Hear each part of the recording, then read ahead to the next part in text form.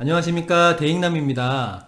오늘은 생활안정자금 대출에 대해서 좀 설명을 드릴 건데요. 보통 생활안정자금 대출하면 1년에 1억씩만 받을 수 있다라는 걸로 다들 알고 계실 텐데요. 그것 말고도 중요하게 생각해야 될 부분들이 있습니다. 그래서 오늘은 그것들을 중심적으로 해서 설명을 좀 드리고요. 뒷부분에서는 어떻게 대응을 해야 되는지에 대해서도 설명을 드리겠습니다. 자, 먼저 생활안정자금 대출의 정의에 대해서 좀 정리를 해봤는데요. 보통 생활안정자금 대출하면 주택구입자금 대출 이외의 모든 대출은 이 생활안정자금 대출과 그리고 사업자금 대출로 분류가 됩니다. 잠시만요. 빨간색이 낫겠네요. 이제 생활안정자금 대출하면 뭐 보통 의료비, 장례비, 그리고 교육비, 그리고 생활비, 결혼자금, 자동차 구입자금, 그리고 이제 기타 부채 상환에 들어가는 대출 등을 이 생활안정자금 대출로 분류를 하고 있거든요. 자, 그리고 전세보증금 반환조로 대출이 나가는 보증금 반환 대출도 이 생활안정자금 대출에 포함이 됩니다. 그러니까 쉽게 얘기를 해서 우리가 이제 주택 구입을 목적으로 하는 대출 아닌 다른 용도의 대출들은 이 생활안정자금 대출 그리고 사업자금 목적으로 대출이 용도로 잡힌다라고 보시면 됩니다. 생활안정자금 대출의 범위인데요. 보통 다들 아시다시피 1년에 한 주택당 최대 한도가 1억입니다.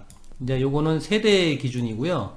한 사람당 1억씩 받는 게 아니고 그 세대 내에 있는 사람이 대출자가 돼서 한 세대당 1억씩 받을 수 있다라고 보시면 됩니다. 자, 그리고 배우자 및 세대원의 주택 보유 확인 및 조회가 필요합니다. 그러니까 배우자 및 세대원들의 주택 보유수를 체크를 하는데요. 여기에는 주택수 뿐만이 아니라 분양권, 그리고 입주권, 그리고 이제 지분 등도 이제 해당이 됩니다. 그리고 자금 용도 소명이 불필요합니다. 이 대출은 1억 원을 초과하는 대출은 자금 용도 소명을 해야 되고요. 1억 미만의 대출은 자금 용도 소명을 하지 않아도 되기 때문에 조금 간소하다고 볼 수 있는 거죠. 자, 그리고 오늘 그 중점적으로 설명을 드리는 부분, 자, 이 부분입니다. 바로 대출 기간 동안 추가 주택 구입이 이제 금지됩니다. 주택을 구입하는 것뿐만이 아니라 분양권, 입주권 등도 해당이 되는데요.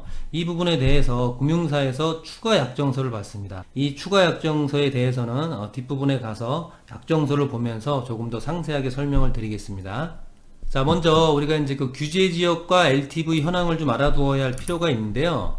우리가 이제 보통 투기 지역과 투기 과열 지구, 그리고 조정 대상 지역, 그리고 이제 비규제 지역으로 분류를 하는데요.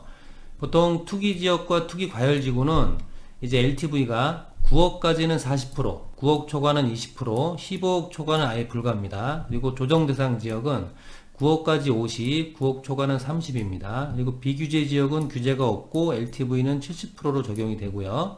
자, 이것들을 보시면 표로 좀 정리를 해 놓은 게 있는데요. 이렇게 표로 보시면 가계대출, 뭐 이제 기업대출로 나누어져 있는데 LTV 현황이 이렇게 되는구나 라고 그냥 간단히 보시면 될 것 같고요. 그 다음에 이제 규제 지역은 투기 과열 지구는 이제 빨간색으로 이렇게 표시가 되어 있고요. 조정 대상 지역은 이렇게 이제 노란색으로 표시가 되어 있습니다. 그 외 지역은 이제 비규제 지역이라고 보시면 되고요. 이제 그 LTV 계산법에 대해서 좀 안내를 드리겠습니다. 보통 이제 투기 과열 지구 같은 경우는 KB 시세가 이제 한 9억 정도 하는 아파트가 있다라고 하면 이제 9억까지는 LTV가 40%가 적용이 되니까 4936에서 3억 6천만 원인데 생활안정자금 대출의 범위는 연간 1억 원만 사용을 할 수가 있는 거죠. 이렇게 보시면 되고요. 그 다음 투기 지역은 KB 시세가 이제 12억인데 일반 가격 기준입니다. 이제 KB 시세 보시면은 뭐 하한가 있고 중간가 있고 상한가가 있는데 보통 이제 LTV 계산은 일반 가격으로 이제 산출을 하고요. 12억짜리 아파트 같은 경우는 이제 9억까지는 40% 그리고 9억을 초과하는 12억까지는 3억의 갭 차이가 나니까 3억까지는 20%로 계산을 합니다. 그래서 4억 2천만 원이지만 연간 1억 원만 사용을 할 수가 있고요. 조정 대상 지역의 경우는 이제 일반가 7억짜리 아파트 경우 이제 7호 35, 3억 5천만 원 하지만 1억 원까지만 사용이 되고요. 비규제 지역은 똑같이 이렇게 해서 이런 식으로 이제 계산을 하시면 좋을 것 같습니다. 자, 오늘 안내해드린 이제 가장 중요한 부분인데요. 금융사의 그 추가 약정서를 보면서 세부적인 부분을 한번 살펴보도록 하겠습니다. 자, 요거를 보면은요, 이제 추가 약정서. 실제로 이제 고객분들이 이제 금융사에서 쓰는 약정서입니다. 약정서인데, 이렇게 이제 추가 약정서를 하나 따로 만들어서 이제 고객분들한테 사인을 받거든요. 자, 여기에 보시면, 주택의 매수 목적이 아닌, 의료비, 그리고 교육비, 생활자금 조달, 목적으로의 대출, 거래를 하기 위한 약정입니다. 이렇게 이제 써져 있고요. 현재 보유하고 있는 주택, 분양권, 입주권 등은 다음과 같습니다. 라고 이제 여기에 표시를 하게 됩니다. 그래서 담보로 제공하는 주택, 예를 들어서 내가 아파트를 하나 갖고 있는데 그 아파트를 담보로 해서 생활안정자금 대출 신청을 한다라고 하면 이쪽에다가 이제 아파트라고 이제 기재를 하시면 되고요. 소유자 성함 쓰시면 되고요. 주소 이렇게 쓰시면 됩니다. 그 외에 본인 포함 다른 세대원들, 배우자까지죠. 갖고 있는 그 주택이나 또는 분양권 또는 입주권 등을 다 여기에 이제 쓰게 됩니다. 그래서 이렇게 해서 이제 금융사에서는 약정서를 받고요. 자, 여기 보시면 아주 중요한 부분이 있습니다. 제3조에 보면 주택 추가 매수 금지 의무 사항이 있는데요. 채무자 또는 담보 제공자가 속한 세대의 세대주 또는 세대원은 본 대출의 만기 시까지 2조에 명시된 2조 하면은 이쪽이죠. 네. 추가로 주택 분양권 입주권을 매수하지 않습니다 라는 약정을 하게 되는 거죠. 채무자 또는 담보 제공자는 본 대출 만기 시까지 세대주 또는 세대원 포함입니다.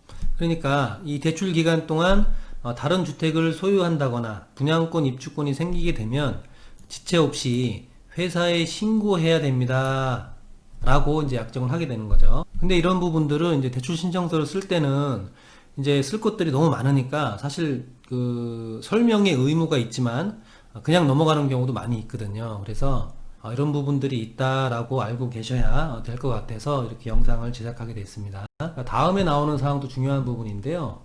대출금이 1억 원을 초과할 경우 채무자는 자금용도 관련 자료를 회사에 제출을 해야 되는 의무가 있습니다.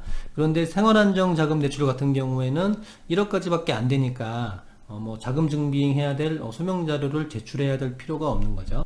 자, 지금까지 설명드린 이 부분들을 위반을 했을 때는 어떻게 되냐? 이제 기한의 이익이 상실되며 본 대출은 즉시 변제할 의무를 가지게 됩니다 라고 써 있습니다. 그러니까 회수를 하는 거죠. 강제적으로 이제 대출을 회수하게끔 이제 금융사에서 약정서를 받게 되는데요. 여기 보시면 채무자 또는 담보 제공자가 속한 세대주의 세대주 또는 세대원이 본 대출을 전액 상환하기 전까지 추가로 주택, 분양권, 입주권 등을 매수한 경우 기한이익의 이제 상실 조건이 되는 거고요. 자, 그 다음 두 번째는 제2조에 명시되지 않은 주택, 입주권, 분양권 등을 보유하고 있는 경우, 그러니까 여기에 명시되지 않았던 주택이 추가로 생기게 되는 그런 경우를 얘기를 하는 겁니다. 다음 각 호의 사유가 발생한 경우 본 대출 완제 여부에 관계없이 신용정보 집중 기간에 채무자의 약정 위반 사실이 제공되며 이에 따라 채무자에게 불이익이 제공될 수 있습니다. 그러니까 요 대출거래 약정 위반에는 뭐 같은 내용이긴 하지만 요 이제 요 세 가지가 이제 속하게 되는데요. 채무자 또는 담보 제공자가 전액 상환하기 전에 추가로 주택, 입주권, 분양 등을 매수한 경우 대출거래 약정 위반에 이제 해당이 되는 거죠. 그리고 제2조에 명시되지 않은 주택, 입주권, 분양권 등 요쪽입니다. 요쪽. 그리고 채무자가 제출한 자금용도 관련 자료가 사실이 아닌 경우. 이 경우는 극히 드문 경우죠. 왜냐면은 그 생활안정자금 1억까지는 자금용도 소명을 해야 될 필요가 없으니까요. 그렇게 해서 여기에 이제 채무자, 담보 제공자 해서 성함 쓰시고 도장 꽝꽝 이렇게 이제 찍으시면서 이제 약정이 이루어지게 되는 겁니다. 생활안정자금 대출을 할 때는 모든 금융사에서 이 추가 약정서를 받게끔 되어 있기 때문에 이미 대출을 한번 해보셨던 분들은 아마 이 약정서를 쓰셨던 경험이 있을 겁니다. 그래서 생활안정자금 대출을 준비하시는 분들은 이런 약정서가 있구나, 추가로 주택을 구매하면 안 되는구나 라는 부분들을 꼭 알고 진행을 하셔야 되기 때문에 이렇게 설명을 드리게 되었습니다. 자, 다음은 내용을 한번 간략하게 한번 정리해 봤는데요. 아파트 및 주택을 담보로 생활안정자금 목적의 대출 시 주택 구입 용도로 쓰면 안 되는 거죠. 지금까지 설명드렸던 요걸 이제 위반하게 되면은 대출금 회수 및 3년간 주택 대출이 안 되는 이런 이제 위반에 이제 걸리게 되는 겁니다. 그리고 대출 기간 동안 추가로 주택이나 분양권 재건축 재개발 조합원 입주권 등을 취득하면 안 되는 거죠. 대출금 회수 및 주택대출이 이제 안 됩니다. 자, 그리고 대출 신청하는 차주 및 배우자, 세대원 포함 모두 주택 보유수 체크를 해야 되는 상황이 이제 발생이 되는 거고요. 생활안정자금 목적의 대출 한도는 1억 원까지만 다들 알고 계시는 것처럼, 그리고 1억 원 초과 대출 시에는 자금 용도 관련 자료를 제출을 해야 된다라는 추가 약정서 상에 그런 내용을 한번 정리를 한번 해봤습니다. 자, 그러면 이제 어떻게 대응을 해야 되느냐, 제가 한번 또 정리를 해봤는데요. 이제 1억 원 이하의 이제 대출이 필요할 때는, 제가 뭐 저번 영상에도 이제 찍어드린 게 있었는데, 금융상품 한눈에라는 금융감독원에서 운영을 하는 요 사이트에서 이제 대출 비교를 한번 하시고, 어느 대출이 조건이 좋고 금리가 좀 적게 나오는지 비교를 한 후에 가까운 은행에 방문을 해서 상담을 하시면 되실 것 같고요. 자, 그리고 이제 1억 원 초과 대출 필요 시에는 생활안정자금 대출이 아닌 사업자금 목적의 대출로 이용을 하시면 됩니다.